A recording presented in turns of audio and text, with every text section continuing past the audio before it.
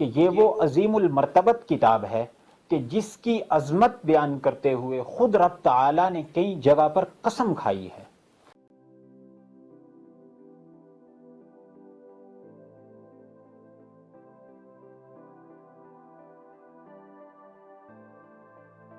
بسم اللہ الرحمن الرحیم۔ خلاصہ قرآنی کے نام سے یہ سلسلہ جو شروع کیا جا رہا ہے یہ محض عوام کے لیے ہے، جس میں کوشش کی جائے گی کہ آسان عام فہم انداز میں کسی حد تک عوام کو قرآن کریم سمجھنے کی سہولت فراہم کی جائے، لیکن اس میں ایک بات یاد رکھی جائے کہ آسان عام فہم با محاورہ اور سلیس اور ترجمہ و ترجمانی کے نام پر اس وقت دنیا میں جو فتنہ برپا ہے، مغربی افکار کی پذیرائی کا اور سائنسی قوانین فطرت سے گرویدگی کے نام پر کتاب اللہ کے ساتھ ایک جو کام کیا جا رہا ہے، ایسی کوئی بھی بات اس سلسلے میں نہیں ہوگی، بلکہ اس میں تمام سلف سے منقول اور معصور تفاسیر سے استفادے کے بعد ایک خلاصہ عوام کے سامنے رکھا جائے گا۔ اس سلسلے میں چند گزارشات آپ کے سامنے رکھنی تھی۔ اس میں سب سے پہلی بات تو یہ ہے کہ قرآن کریم کا ہر مضمون بہت اہم ہے۔ اس کتاب اللہ کی ہر آیت اور ہر لفظ کی تہ میں معانی کا ایک جہان پوشیدہ ہے۔ سچ بات تو یہ ہے کہ اس کا خلاصہ بیان کیا ہی نہیں جا سکتا ہے۔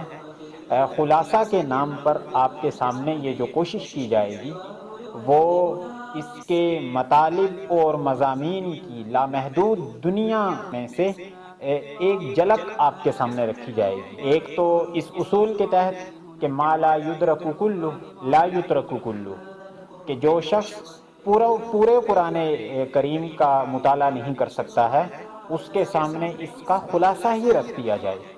دوسرا یہ کہ اس اجمالی تعارف اور اجمالی مطالعہ اور اجمالی استفادہ کے بعد ممکن ہے کہ اللہ تعالیٰ اس کو یہ توفیق عطا فرمائے کہ وہ اس کا تفصیلی مطالعہ کر سکے۔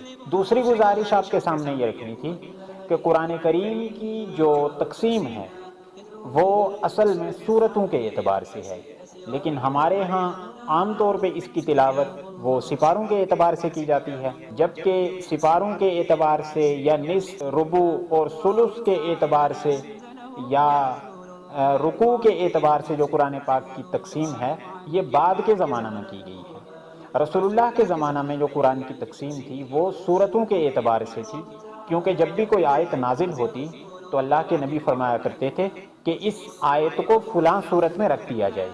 اس کا واضح مطلب یہ ہے کہ اس آیت کے مضامین فلاں صورت کے مضامین کے ساتھ مطابقت رکھتے ہیں۔ عرض کرنے کا مقصد یہ ہے کہ قرآن کریم کا خلاصہ بیان کرتے وقت صورتوں کا لحاظ رکھنا بہت ضروری ہے، لیکن ہمارے ہاں چونکہ تلاوت عام طور پہ سپاروں کے اعتبار سے ہوتی ہے تو اس لیے ہم اس میں کوشش کریں گے سپاروں کے اعتبار سے اس کا خلاصہ بیان کیا جائے۔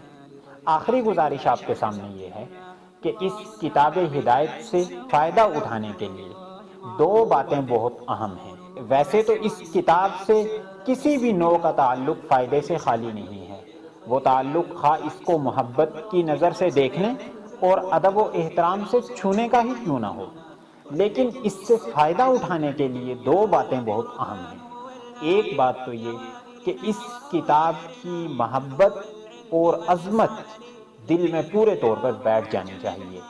یہ بات ہمیشہ مستحضر رہے کہ یہ وہ عظیم المرتبت کتاب ہے کہ جس کی عظمت بیان کرتے ہوئے خود رب تعالیٰ نے کئی جگہ پر قسم کھائی ہے۔ دوسری بات اس کتاب سے فائدہ اٹھانے کے لیے جو بہت اہم ہے وہ اسے سمجھ کر پڑھنا ہے۔ دل کا تزکیہ، اخلاق و عادات کی تطہیر، طرز زندگی کی تبدیلی اور کیفیات کے ورود اور برکات کے نزول میں قرآن کریم کی عظمت اور فہم قرآنی کو بہت بڑا دخل ہے۔ یاد رکھیے کہ اس دنیا کا مستقبل قرآن ہے۔ اس دنیا کی تمام ذہنی پریشانیوں، قلبی بیماریوں اور سیاسی اختلافات، باہمی تنازعات، معاشی مجبوریوں میں جکڑے ہوئے انسان کو ایک دن اس بات کی طرف آنا ہوگا کہ اس کے مسائل کا حل اس کتاب کے اندر ہے، اور اس کے تمام روحانی مسائل کی جو تسکین ہے وہ اسی کتاب کے اندر پوشیدہ ہے۔ آئیے دنیا بھر کے پیاسوں کو اس چشمہ صافی سے سیراب کرنے کے لیے اس پروجیکٹ میں اپنا کردار ادا کیجیے۔